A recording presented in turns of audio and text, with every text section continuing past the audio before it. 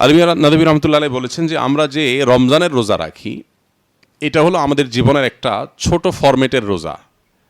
গুরুত্বের বিচারে ছোট না, আয়তনের বিচারে আকারে ছোট। আর আরেকটা রোজা আছে আমাদের জীবনে, সেটা হলো আকারে সবচেয়ে বড়। সেই রোজাটার নাম হলো জীবনের রোজা।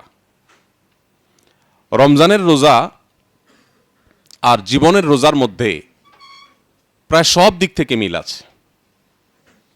আমরা যদি একটু দুইটাকে কম্পেয়ার করার চেষ্টা করি, আমরা দেখব রমজানে যে আমরা রোজা রাখি, এই রোজার শুরু হয় শোভে সাদিকের মাধ্যমে।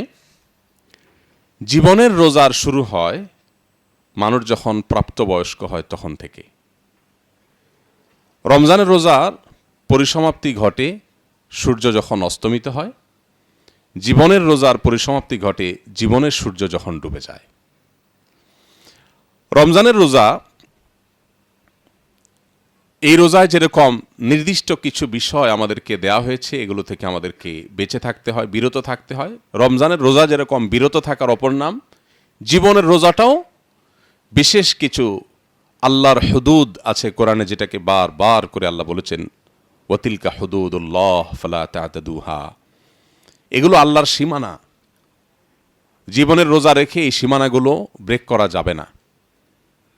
রমজানের রোজার সাথে জীবনের রোজার এরকম বহুবিধ মিল আমরা খুঁজে পাবো।